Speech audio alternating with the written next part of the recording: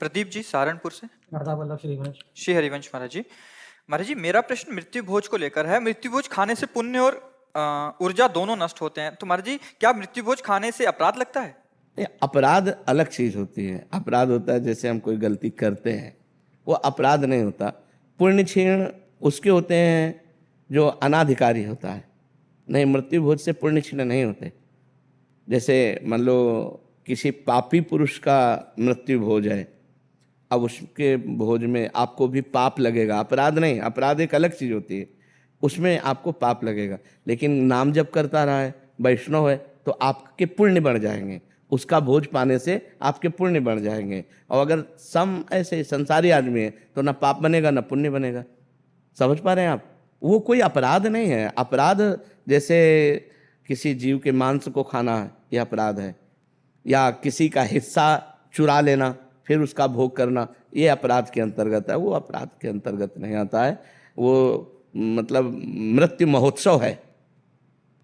जैसे हम ब्याह महोत्सव मनाते हैं, ऐसे वो मृत्यु महोत्सव मनाया जाता है।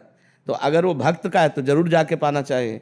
अभक्त का है, पापी पुरुष का है तो बचना चाहिए। और घर परिवार का है तो सम बात है, वो जाके पा लेने से कोई हानि नहीं होती है, वो कोई अपराध नहीं होता है। लारिका शर्मा जी। राधे राधे महाराज जी। महाराज जी मेरा प्रश्न है कि मुझे ज्ञात है कि मुझे क्या करना चाहिए और क्या नहीं करना चाहिए, क्या सही है क्या गलत है। जैसे ही मुझे मालूम है कि मुझे पढ़ाई समय पर करनी चाहिए और अपने कर्म करना चाहिए, परंतु मुझे इन कामों में मन नहीं लगता। इसके बजाय मुझे फोन देखना खेलना ज्यादा पसंद है। कृपया मार्गदर्शन करें। नाम जप कीजिए। नाम जप जितना अधिक करोगे अध्यात्म बल बढ़ेगा। हम अपनी जानकारी का प्रयोग क्यों नहीं कर पाते? क्योंकि हम निर्बल हैं। जैसे हम जानते हैं ये नहीं करना चाहिए, पाप कर्म है, ये समाज में भी निषेध है, शास्त्र में भी निषेध, और मन हमारा इसी में लग रहा है, हम उसको नहीं रोक पाते क्योंकि हमारे अंदर अध्यात्म बल नहीं, हमारे अंदर भागवतिक बल नहीं। मन को भागवतिक बल से रोक सकते हैं, संसारिक बल से नहीं।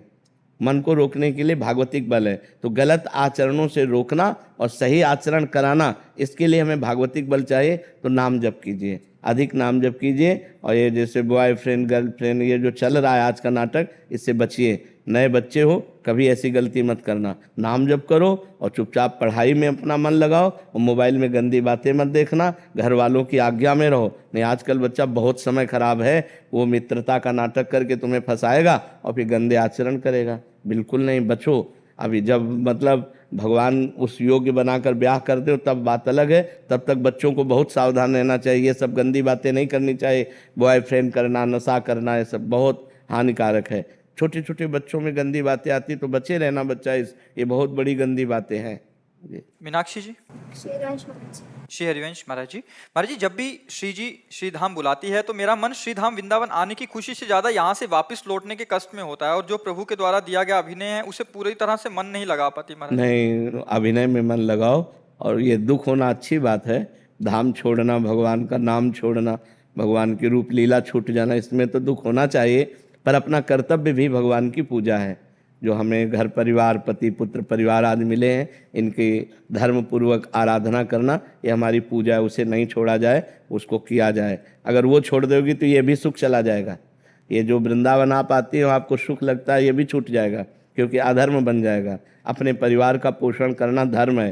वो भगवान ने आपको ड्यूटी दी है। भगवान की आज्ञा का पालन करते हुए पति पुत्र परिवार की सेवा करना, ये आपकी पूजा है। उसी पूजा को संभालिए और नाम जप कीजिए।